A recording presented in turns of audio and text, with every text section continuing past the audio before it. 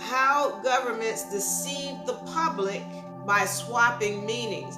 Okay, let me start here by saying and making it clear that every letter is a word. Every letter is a word because these letters, they have a meaning. So you'll notice, if you've done any kind of research, you'll know that there's a number put on letters, or a number value that letters have. When you start seeing people do numerology and certain things, these letters have a number, which really is a frequency. All right. So what happens is when you speak these letters, the frequency resonates with your cells within your vessel or your DNA. This is why we speak about being very careful about the words that come out of your mouth, because everything you say resonates and has a resonant frequency with your DNA. So when you speak, you are literally writing your DNA. You're writing what's happening in your third dimension. How do I say the word without being, I don't want to be mean or disrespectful, but we don't recognize the power of the words that are coming out of our mouth. And so when you speak and you're saying things, we have to start to recognize that we're always constantly writing a contract. You're constantly writing contracts. So be careful. If you're saying something negative, then understand that that is something that will show up in your future. You wrote it. So, for example, the term, that word, and I don't like to speak it, but that BROKE word that people like to put behind I am, that's a contract. When you're constantly saying that, that has to show up in your future. You said it.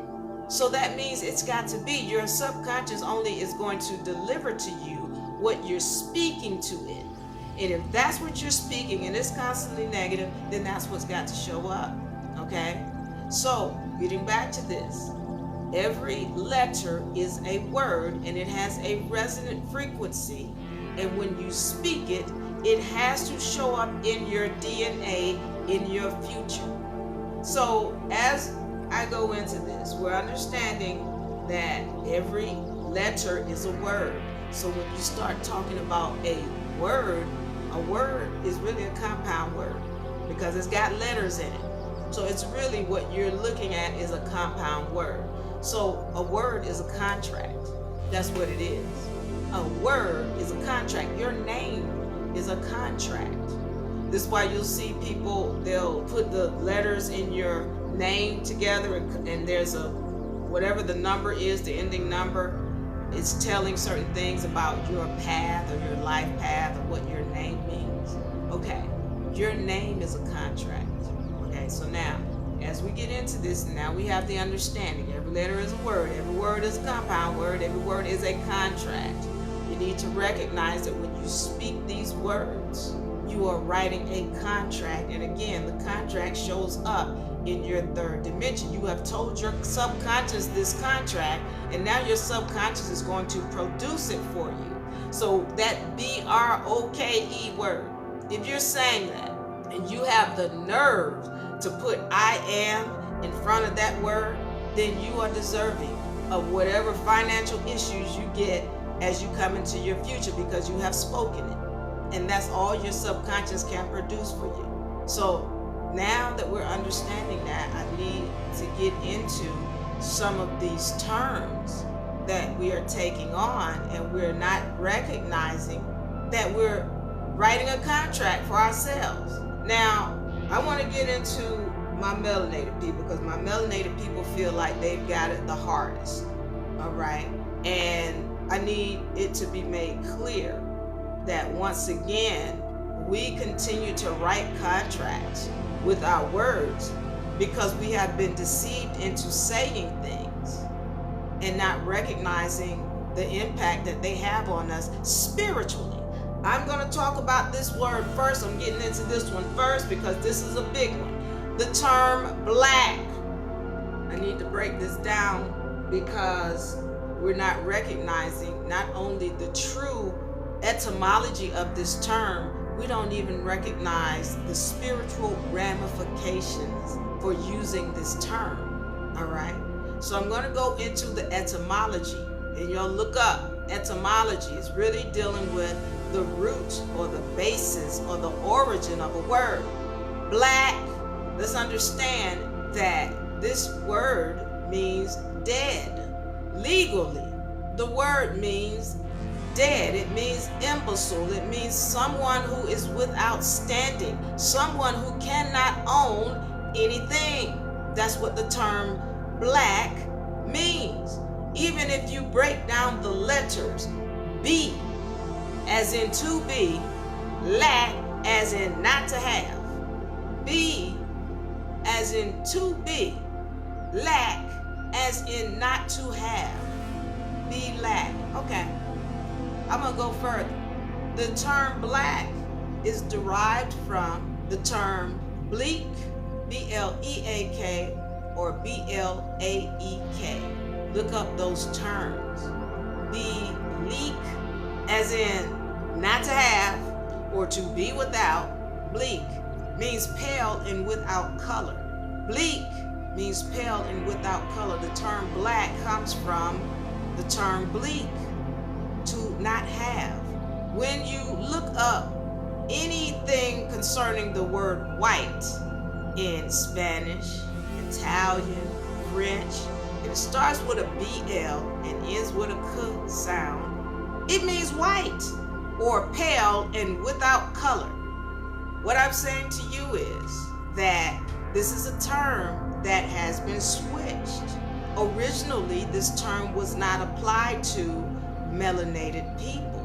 This term originally dealt with people who were not supposed to have certain access to amenities that people who are from the land have. It was not applied to melanated people. It was applied to non-melanated people. But the term has been switched today. I'm going to go further. And I want all my melanated people to pay attention. I'm not just talking to melanated people. This particular section is for my melanated people, but I'm not just talking to melanated people right now. I'm going to talk to everybody, so stay tuned. I want you to take a look at any organization that has the term black, colored, Negro in it, all right? And I want you to do some research and find out who actually owns those organizations.